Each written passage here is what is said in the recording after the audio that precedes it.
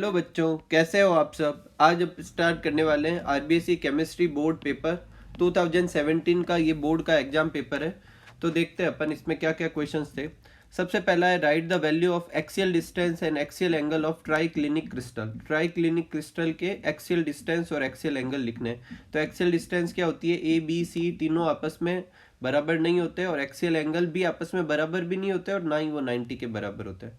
Next है Kohlrausch law लिखना है। तो कोलराउस लॉ क्या है, लिमिटिंग मोलर कंडक्टिविटी जो इलेक्ट्रोलाइट की होती है वो sum of individual contribution of anion and cation होती है। इसका क्या मतलब है, जैसे मान लो अगर मुझे मोलर अपने लिमिटिंग मोलर कंडक्टिविटी लिखनी है किसकी, NaCl की, तो वो किसके बराबर होगी, इसमें कैटायन कौन सा है Na+ और एनायन कौन सा है Cl-, इनके बराबर होगी। बस इतना याद रखना। अगर मान लो लिमिटिंग मोलर कंडक्टिविटी अपन को लिखनी है MgCl2 की, तो इसमें अपन या तो Mg+2 लिखेंगे, लेकिन Cl कितने बनेंगे MgCl2 से, 2 Cl बनेंगे, तो यहाँ पे 2 लैम्डा इन्फिनिटी Cl- लिखना है। ठीक है, लिमिटिंग मोलर कंडक्टिविटी जो होती है वो कैटायन और एनायन की लिमिटिंग मोलर कंडक्टिविटी के सम के बराबर होता है, ये कोलराउस लॉ। नेक्स्ट है हाफ सेल रिएक्शन लिखनी है अपन को डैनियल सेल की, जो कैथोड पर होती है। तो मैंने कैथोड, एनोड और ओवरऑल तीनों लिख दिया है। ये अपने एक रिएक्शन होगी कॉपर प्लस 2 इलेक्ट्रॉन से कॉपर बनेगा, एक Zn से, ये तो हो जाएगी कैथोड पर, ये हो जाएगी एनोड पर, ये ओवरऑल रिएक्शन हो जाएगी। बिल्कुल सिंपल सी रिएक्शन है। ठीक है, नेक्स्ट है write the unit of velocity constant for second order reaction. इसके लिए देखो मैंने पहले एक फॉर्मूला लिख दिया है, इससे अपन हर ऑर्डर का रेट कांस्टेंट लिख सकते हैं। Mole litre inverse 1 - n second inverse. तो यहाँ पर n की जगह अपन को क्या पुट करना होता है, ऑर्डर पुट करनी होती है। तो अगर यहाँ 1 पुट करेंगे तो ये फर्स्ट ऑर्डर का बन जाएगा, 0 पुट करेंगे तो 0 ऑर्डर का हो जाएगा।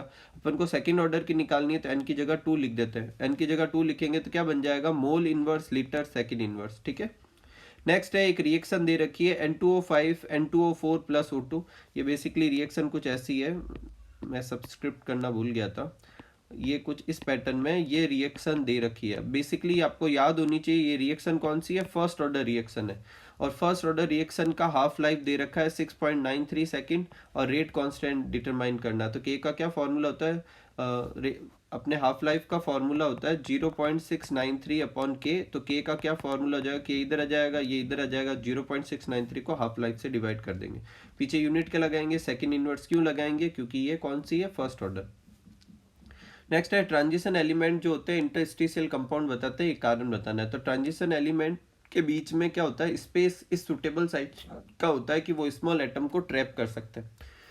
और कौन कौन से ऐसे कंपाउंड होते हैं, जैसे TIC, इसमें C का मतलब ट्रांजिशन एलिमेंट में गया हुआ है, या Fe ट्रांजिशन एलिमेंट और हाइड्रोजन यहाँ ट्रैप हो रखा है। ठीक है, नेक्स्ट है write the formula of each alkyl alcohol और बेंजल एल्कोहल। तो ये एल्काइल एल्कोहल हो गया, आप मिथाइल एल्कोहल, इथाइल एल्कोहल, किसी भी एल्कोहल का लिख सकते हो। और ये बेंजल एल्कोहल हो गया। और इन दोनों में जिस कार्बन से OH जुड़ा हुआ है उस कार्बन का हाइब्रिडाइजेशन भी पूछ सकते हैं। तो कौन सा आता है, sp3। नेक्स्ट है अपने रिजोनेटिक स्ट्रक्चर जो है वो बताना है किसका, एनिसॉल का। तो देखो एनिसॉल की जगह आपको एग्जाम में ऐसे भी दे सकते हैं कि एरोमेटिक ईथर का बनाओ। तो ये जो नीचे बना रखा है ये एरोमेटिक ईथर का ही है, बस इसमें R की जगह आपको क्या लिखना है, CH3 लिखना है। आपको लिखना पड़ेगा, अगर एनिसॉल देंगे तो यहाँ सब जगह CH3 लिखना है। एरोमेटिक ईथर दे तो आपको यही लिख सकते हो। ठीक है, और एनिसॉल के और फिनॉल के अपने रिजोनेटिक स्ट्रक्चर हूबहू सेम है, बस R की जगह H लगाएंगे तो ये फिनॉल का बन जाएगा। नेक्स्ट है write the chemical equation of Cannizzaro reaction. तो देखो पहले अपन रिएक्शन लिखने से पहले इतना याद रखते हैं कि कैनिजारो, कुछ एक्स्ट्रा इन्फॉर्मेशन भी दे रहा हूँ ताकि आपको फायदा हो। एल्डिहाइड और कीटोन जिनमें अल्फा हाइड्रोजन नहीं होता, सिर्फ वही कैनिजारो रिएक्शन शो करते हैं। तो कौन कौन शो करते हैं, बेंजल्डिहाइड, फॉर्मेल्डिहाइड और बेंजल्डिहाइड शो करते हैं। इन दोनों में अल्फा हाइड्रोजन नहीं होता। अब होगा क्या, आप जैसे ये फॉर्मेल्डिहाइड की लिखी हुई है, बेंजल्डिहाइड की लिखी हुई है, एक किस में कन्वर्ट हो जाएगा, एल्कोहल में, और एक किस में कन्वर्ट हो जाएगा, कार्बोक्सिलिक एसिड के पोटेशियम या सोडियम सॉल्ट में। ठीक है, नेक्स्ट है क्लोरो एसिटिक एसिड जो है स्ट्रॉन्गर एसिड होता है एसिटिक एसिड में। तो देखो एसिडिक स्ट्रेंथ जो होती है वो -I और +I इफेक्ट पे डिपेंड करती है। +I वाले जो ग्रुप होते हैं वो एसिडिक स्ट्रेंथ को घटाते हैं, -I वाले बढ़ाते हैं। क्लोरो एसिटिक एसिड में क्लोरीन जुड़ा हुआ है। देखो एसिटिक एसिड क्या होगा, CH3COH, और क्लोरो एसिटिक एसिड होगा ClCH2COH। तो इन दोनों को अगर मैं कंपेयर करूँ तो इस पर कोई ग्रुप नहीं जुड़ा हुआ, इस पर -I ग्रुप जुड़ा हुआ। -I वाला ग्रुप क्या करेगा, एसिडिक स्ट्रेंथ को क्या करेगा, बढ़ाएगा। क्यों बढ़ाएगा? क्योंकि H निकलने के बाद जो कार्बोक्सिलेट आयन बनता है वो उसको स्टेबलाइज करता है। नेक्स्ट है ये दो कंपाउंड लिखे हुए हैं, इसके अपन को क्या लिखने हैं? आईयूपीएसी नाम। ये आपके एमीन वाले चैप्टर में से, ये तो अपने क्या बेंजीन डाइओजोनियम सॉल्ट है, तो बेंजीन डाइओजोनियम सॉल्ट में एक तो यहाँ पर Cl आता है तो बेंजीन डाइओजोनियम क्लोराइड बन जाता है, HSO4 करेंगे तो बेंजीन डाइओजोनियम हाइड्रोजन सल्फेट हो जाएगा। और ये भाई साहब भी आपके उसी चैप्टर के हैं, पैरा हाइड्रोक्सी एजोबेंजीन करके एक प्रिपरेशन रिएक्शन है, कपलिंग रिएक्शन में दे रखा है, जिसमें आप बेंजीन डाइओजोनियम क्लोराइड की रिएक्शन किससे कराते हो? फिनॉल से कराते हो, तो ऑरेंज कलर की एक डाई बन जाती है। नेक्स्ट है identify the type of following drugs and right it's type. Valium और सिमेटिडीन के बारे में बताना। तो वेलियम एक बारबिट्यूरेट है जो हिप्नोटिक के फॉर्म में यूज होता है और ट्रैंक्यूलाइजर के तौर पे इसका इस्तेमाल किया जा सकता है। और सिमेटिडीन जो है, जिसे टैगमेट भी कहते हैं, ये जो है अपने एंटासिड के फॉर्म में इस्तेमाल लेते हैं। टेफ्लॉन और पीवीसी के स्ट्रक्चर लिखने, तो ये टेफ्लॉन का, ये पीवीसी का। नेक्स्ट है give one difference between anisotropy and isotropy. तो एनआइसोट्रॉपी में क्या होता है? फिजिकल प्रॉपर्टी जो होती है वो अलग अलग डायरेक्शन में क्या होती है? अलग अलग होती है। और आइसोट्रॉपी में सेम होती है। एनआइसोट्रॉपी कौन शो करता है? एनआइसोट्रॉपी शो करेगा क्रिस्टलाइन सॉलिड, और आइसोट्रॉपी कौन शो करता है? Amorphous solid. नेक्स्ट है कि इलेक्ट्रिक कंडक्टिविटी दे रखी है, देखो ये रेंज दे रखी है और आपको बताना है ये कौन कौन से। तो देखो दोनों वैल्यू जो है कंडक्टिविटी की प्लस में दिख रही है, ये भी प्लस में है, ये भी प्लस में है, पावर प्लस में ना, तो कंडक्टिविटी ज्यादा है, प्लस में मतलब ज्यादा है। और दोनों ही पावर प्लस में, इसका मतलब ये कंडक्टर होगा। दोनों ही पावर माइनस में, इसका मतलब इंसुलेटर। एक पावर प्लस में एक माइनस में होती है तो अपन क्या लिख देते हैं? सेमीकंडक्टर। नेक्स्ट है राइट द केमिकल रिएक्शन। अपन को केमिकल रिएक्शन लिखनी है, किस किस की लिखनी है? When ammonia react with atmospheric oxygen. इसको एग्जाम में बहुत ही इंपॉर्टेंट क्वेश्चन है, आपको ऐसे भी पूछ सकते हैं कि कैटालाइटिक ऑक्सीडेशन समझाओ अमोनिया का, कैटालाइटिक ऑक्सीडेशन समझाओ सल्फर डाइऑक्साइड का। सॉरी, सेकंड वाला जो है वो तो है सल्फ्यूरिक एसिड की रिएक्शन करनी है किसके साथ? सल्फर ट्राइऑक्साइड के साथ। और ऊपर वाली है कैटालाइटिक ऑक्सीडेशन ऑफ अमोनिया। एक कैटालाइटिक ऑक्सीडेशन ऑफ SO2 भी है, वो भी इंपॉर्टेंट रिएक्शन है। तो ऊपर वाली रिएक्शन में कैटालाइटिक ऑक्सीडेशन ऑफ अमोनिया से ये बनेगा, ये अपने जो आप HNO3 बनाने का जो मेथड लिखते हो उसमें 3 रिएक्शन में से एक रिएक्शन है। और सेकंड जो है वो है SO2 की रिएक्शन अपन को H2SO4 के साथ लिखनी थी, ठीक है। SO3 की रिएक्शन लिखनी थी, तो यहाँ SO3 कर लेना, ठीक है। SO3 की रिएक्शन H2SO4 के साथ कराते हैं तो क्या बनता है? ओलियम बनता है। नेक्स्ट है write only the type of hybridization of central metal. XeF2 और XeF4 में सेंट्रल मेटल की वो हाइब्रिडाइजेशन समझानी है। तो इसमें XeF2 में क्या है? sp3d, और इसमें कौन सा है? sp3d2। नेक्स्ट है PCl5 के बॉन्ड इक्वल क्यों नहीं होते? तो पहले आपको स्ट्रक्चर बना देना। अब इसके ये तीनों बॉन्ड की बॉन्ड लेंथ एक जैसी होती है, और ये जो दो बॉन्ड होते हैं जिसे अपन क्या कहते हैं? Equatorial bond. ये जो है सॉरी, ये एक्सियल बॉन्ड कहलाते हैं। ये जो दो बॉन्ड है इनकी लेंथ ज्यादा होती है, और ज्यादा क्यों है? It is due to the fact axial bond pair suffer from more repulsion as compare to equatorial bond. Next है explain denaturation of alcohol. Alcohol के डीनेचुरेशन से क्या मतलब है? तो डीनेचुरेशन का मतलब है अल्कोहल को ड्रिंक करने लायक नहीं छोड़ना है। कैसे कर सकते हैं अपन? इसमें कॉपर सल्फेट मिला सकते हैं, ये कलर दे देगा, या फिर पिरिडीन मिला देंगे, ये फाउल स्मेल दे देगा, और मीथेनॉल मिला सकते हैं। नेक्स्ट है अपने क्वेश्चन था कि केमिकल इक्वेशन प्राइमरी अल्कोहल बनाना है ग्रिग्नार्ड से, मैंने तीनों लिख दिए। अगर फॉर्मेल्डिहाइड की रिएक्शन ग्रिग्नार्ड से कराते हैं तो प्राइमरी अल्कोहल, अदर एल्डिहाइड की कराते हो तो सेकेंडरी, और कीटोन से कराते हो तो टर्सरी। नेक्स्ट है give 2 example of biodegradable polymer. Biodegradable polymer के अपन को क्या लिखने हैं? 2 एग्जांपल लिखने हैं। तो एक लिख देंगे PHBV और एक लिख देंगे नाइलॉन 2 नाइलॉन 6। इन दोनों की जो पॉलीमराइजेशन रिएक्शन है वो भी बहुत इंपॉर्टेंट रिएक्शन है, अपने एग्जाम में आती रहती है। नेक्स्ट है give the name of both monomer used in formation of terylene. Terylene के लिए कौन कौन से मोनोमर का इस्तेमाल होता है? तो एक होता है इथाइलिन ग्लाइकोल, जिसे इथेन 1,2 डायोल भी कह सकते हैं, और एक होता है टर्पथैलिक एसिड, जिसे बेंजीन 1,4 डाई कार्बोक्सिलिक एसिड भी कहते हैं, ठीक है। नेक्स्ट है right any 2 difference between soap and detergent. Soap और डिटर्जेंट में 2 डिफरेंस बताने। तो सोप जो होता है हार्ड वाटर के साथ जब रिएक्ट करता है तो स्कम बनाता है, जो कि बेसिकली क्या है? इनसॉल्युबल सॉल्ट है, और डिटर्जेंट ऐसा नहीं करता। इस वजह से डिटर्जेंट को आप सॉफ्ट और हार्ड वाटर दोनों के साथ इस्तेमाल कर सकते हो, सोप को नहीं। सोप जो होता है वो डिग्रेडेबल होता है, इसलिए कम पॉल्यूशन फैलाता है, जबकि डिटर्जेंट जिनके लॉन्ग चेन होती है वो स्लो टू डिग्रेड करते हैं, तो वो ज़्यादा क्या करते हैं, पॉल्यूशन फैलाते हैं। नेक्स्ट है in which work saccharin is used. तो सैक्रीन एक आर्टिफिशियल स्वीटनर है और डायबिटिक पेशेंट इसका इस्तेमाल करते हैं। क्यों करते हैं? क्योंकि ये एंटायरली इनर्ट और हार्मलेस होता है, तो जिस फॉर्म में इस्तेमाल होगा उसी फॉर्म में यूरिन के साथ बाहर निकल जाएगा, तो डायबिटिक पेशेंट को ये टेस्ट भी दे देगा और बॉडी में कोई साइड इफेक्ट भी नहीं देगा। नेक्स्ट है write the name of two metal which is used in maximum composition in misch metal. तो मिस मेटल बनाने के लिए एक तो इस्तेमाल करते हैं लेंथेनॉइड का, एक आयरन का, और ट्रेसेज में होते हैं ये। तो अपन को पूछा है कि दो मेटल बताओ जो मैक्सिमम कंपोजिशन में इस्तेमाल होते हैं, तो एक तो लेंथेनॉइड कोई भी, और एक कौन सा होता है, आयरन। नेक्स्ट है वेनेडियम का मैग्नेटिक मोमेंट निकालना है V+2 का। तो पहले वेनेडियम का अपन इलेक्ट्रॉनिक कॉन्फ़िगरेशन लिख देंगे, फिर V+2 का लिख देंगे। अब एक अनपेयर्ड इलेक्ट्रॉन रहा, इस फॉर्मूले में n की जगह 1 पुट कर देंगे, √3 बोर मैग्नेटॉन, इसका आंसर हो जाएगा। Give both chemical equation of Mond process. Mond process की दो, मॉन्ड प्रोसेस जो होता है वो निकल की रिफाइनिंग के लिए होता है। मैं आपको एक होमवर्क देता हूँ, आप बताइए कि जो अपने एक वैन आर्कल मेथड होता है वो किसके लिए इस्तेमाल किया जाता है, ठीक है। तो दोनों ही मेथड एक ही जैसे होते हैं, दोनों ही रिफाइनिंग के मेथड है। तो मॉन्ड प्रोसेस निकल के लिए होता है, इसमें निकल की 4CO के साथ कराते हैं, तो NiCO4 को वापस गर्म करेंगे तो प्योर निकल बन जाएगा।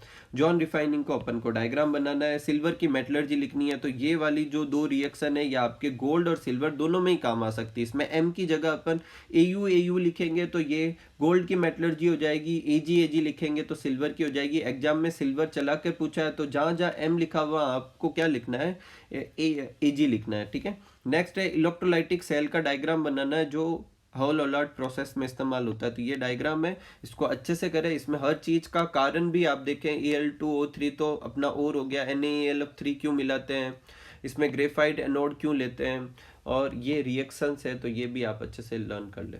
नेक्स्ट है write the name of metal used in sacrificial electrode prevention of corrosion. The corrosion में प्रिवेंशन के मेथड में एक सेक्रीफाइस मेथड होता है, जिसमें क्या करते हैं अपन आयरन के ऊपर ज़्यादा रिएक्टिव एलिमेंट की लेयर चढ़ा देते हैं, जैसे मैग्नीशियम, जिंक वगैरह, और ये मेटल खुद कोरोड हो जाएंगे। और इससे क्या फ़ायदा होगा कि वो आयरन को कोरोड होने से बचा देंगे, लेकिन वो खुद कोरोड हो रहे हैं, इसलिए इसे सेक्रीफाइस मेथड कह रहे हैं।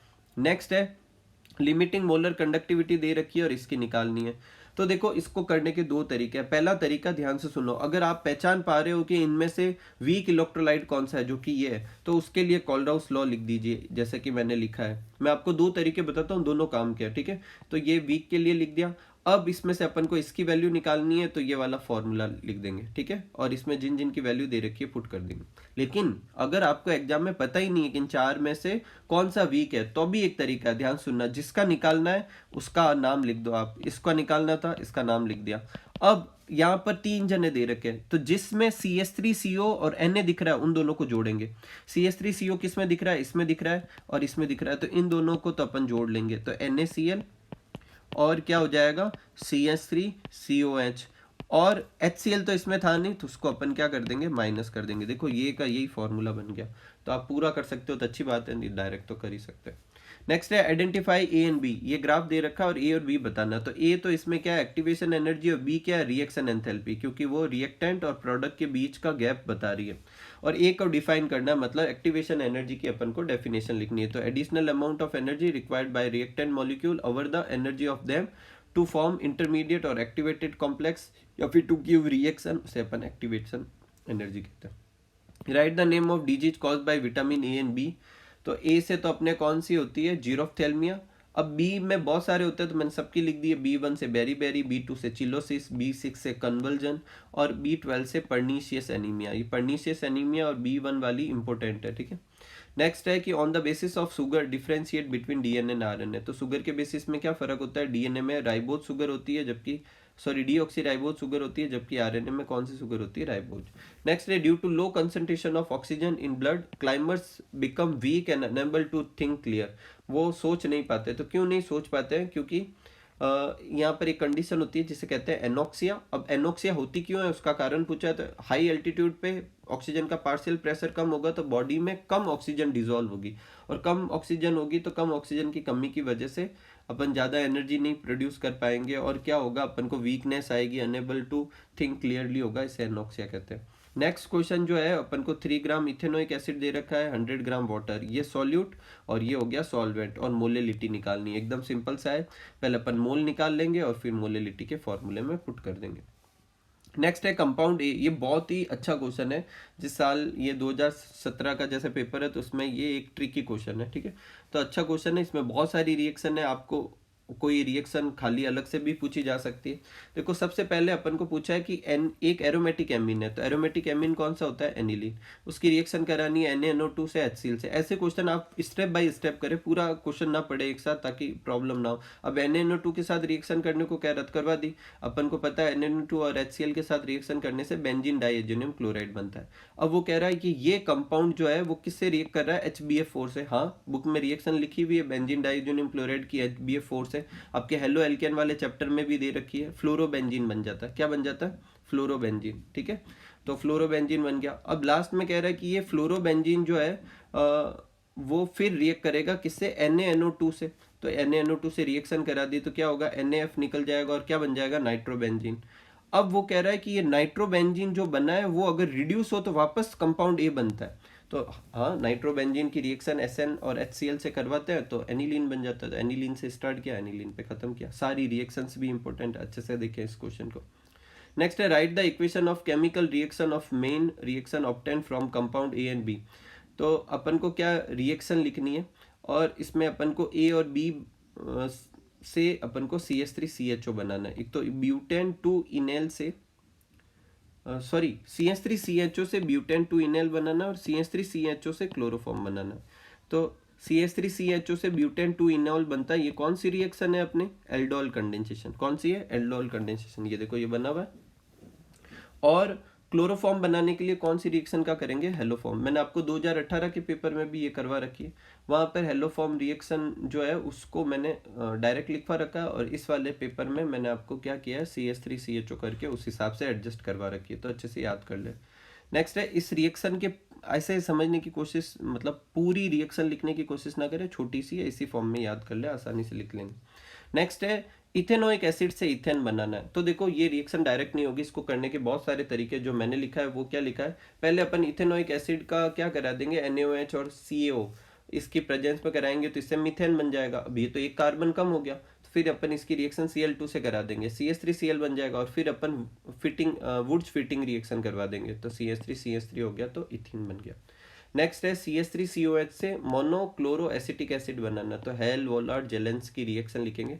ये रिएक्शन तभी देता है जब कार्बोक्सिलिक एसिड के ऊपर क्या होता है, अल्फा हाइड्रोजन। तो जो अल्फा हाइड्रोजन होगा वो निकल के उसकी जगह Cl लग गया। नेक्स्ट है, one of the factory of city banned by pollution board because the factory owner not arrange the chamber on chimney.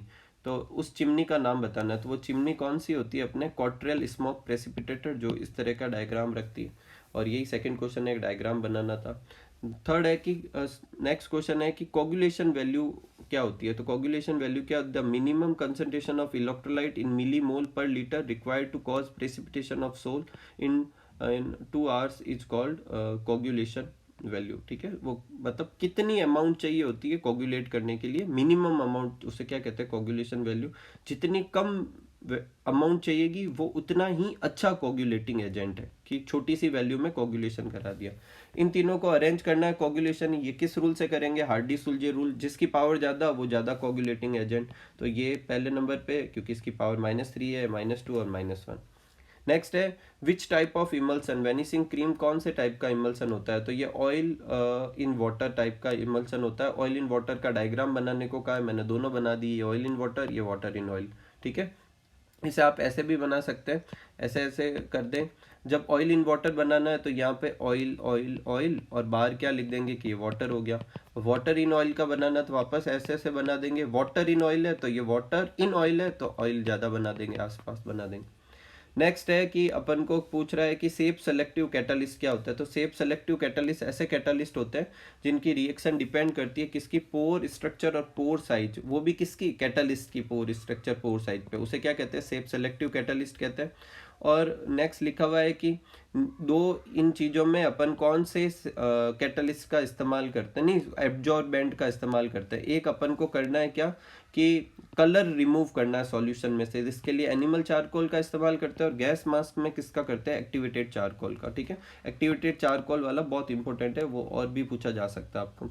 Next है write the chemical equation of following reaction, sword reaction और Sandman reaction. Again दोनों name reaction है, ये sword reaction लिखी हुई है, ये Sandman reaction लिखी हुई है, पूछी जा सकती है। अगला क्वेश्चन है कि ये दो रिएक्शन लिखी हुई है, दोनों ही सब्स्टिट्यूशन है, आपको ये बताना है कि कौन से में कौन सा सब्स्टिट्यूशन है। तो ये 1 डिग्री है और ये 3 डिग्री है, तो 1 डिग्री वाला जो होता है वो कौन सी रिएक्शन देता है, SN2 रिएक्शन देता है, और 3 डिग्री वाला SN1 रिएक्शन देता है, और इन दोनों में डिफरेंस है, ये मैंने डिफरेंस लिख दिया।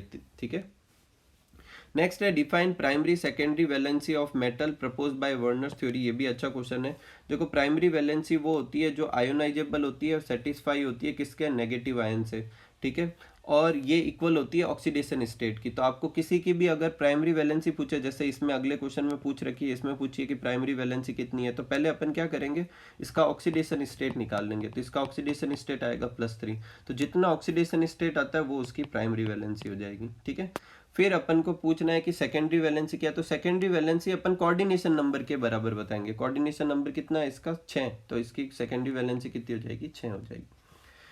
नेक्स्ट है NiCO4 CrO6, इनके अपन को क्या करना है, डायग्राम बनाना है। बुक में ये मेटल कार्बोनिल कंपाउंड है, तो ये NiCO4 का, ये अपने जो पूछा हुआ ये एक और या FeCO5 का। और सिनर्जिक बॉन्ड की डेफिनेशन भी आप याद करें, और अपन को इस वाले में ये स्ट्रक्चर पूछा है, ये बहुत ही इंपॉर्टेंट क्वेश्चन है, वापस भी आ सकता है। और सिनर्जिक बॉन्ड की डेफिनेशन आप अच्छे से याद करें। ठीक है, तो इसके साथ अपना ये पेपर जो है, सॉरी एक क्वेश्चन और है इसमें, वो है कि लिंकेज और आयोनाइजेशन आइसोमेरिज में क्या होती है। तो लिंकेज आइसोमेरिज में कौन सी होती है, लिंकेज आइसोमेरिज में arise in coordination compound containing ambidentate ligand. Ambidentate ligand होते हैं वो लिंकेज आइसोमर शो करते हैं, जैसे NO2। अब NO2 N से जुड़ेगा तो NO2 लिखेंगे, O से जुड़ेगा तो ONO कर देंगे। ऐसे कैसे कौन सा होता है एम्बिडेंटेड लिगेंड, CN और NC होता है। ये C से जुड़ेगा तो अलग, N से जुड़ेगा अलग, तो ये तो हो जाएगी लिंकेज। और आयोनाइजेशन कौन सा होता है, इसमें क्या होता है, जैसे ये कंपाउंड है, अब इसका आयोनाइजेशन करेंगे तो Br आयन बनेगा, लेकिन अगर मैं Br को इधर लिख दूं और इसको बाहर लिख दूं तो अब आयन कौन सा बनेगा, SO4- आयन बनेगा। तो ये आयोनाइजेशन आइसोमर तब होती है जब कोई लिगेंड जो है वो खुद एक काउंटर आयन बनने की एबिलिटी रखता है, या काउंटर आयन जो है वो लिगेंड बनने की एबिलिटी रखता है। नेक्स्ट है कि वाई जियोमेट्रिकल आइसोमेरिज में not possible in tetrahedral complex. तो टेट्राहेड्रल कॉम्प्लेक्स जो होता है उनकी रिलेटिव पोजीशन जो होती है हमेशा ही क्या रहती है, सेम ही रहती है, और सेम ही रहेगी तो फिर अपन क्या नहीं कर पाएंगे, जियोमेट्रिक आइसोमर नहीं बना पाएंगे। नेक्स्ट है draw the label diagram of DD transition का डायग्राम बनाना है। तो देखो ये अपने क्या हो जाएगा, DD ट्रांजिशन का डायग्राम हो गया, ये T2G सेट है, ये EG सेट है, एक इलेक्ट्रॉन इधर से ऊपर चला जाएगा। और इससे क्या होता है, DD ट्रांजिशन से, DD ट्रांजिशन की वजह से क्या होता है, ट्रांजिशन करने के लिए पहले एनर्जी एब्जॉर्ब होगी, फिर वापस रिलीज करी जाएगी। तो अपन को अगर और किसी कंपाउंड के बारे में पूछते तो अपन ऐसे लिखते कि भाई एनर्जी एब्जॉर्ब करेंगे और इसका कॉम्प्लीमेंट्री कलर दिखेगा। अब इसी का ही पूछा है तो इसका बुक में दे रखा है, तो ये कौन सा कलर एब्जॉर्ब करता है, ब्लू ग्रीन कलर एब्जॉर्ब करता है, और इसका कॉम्प्लीमेंट्री कलर कौन सा होता है, वॉयलेट, तो वॉयलेट दिखता है। ये आपको वापस क्वेश्चन ऐसे भी पूछा जा सकता है, TiS2 जो है वो वॉयलेट कलर का होता है, क्यों समझाइए। तो पहले अपन ये DD ट्रांजिशन समझाएंगे, डायग्राम बनाएंगे, फिर ये थ्योरी लिखेंगे। ठीक है, तो इसके साथ अपना ये जो पेपर है वो पूरा होता है। तो आप इसे अच्छे से प्रैक्टिस कीजिए। मिलते हैं अगले वीडियो में, तब तक आप सब लोग खूब सारा हार्डवर्क कीजिए, खूब खुश रहिए, खूब मस्त रहिए। Thank you for watching.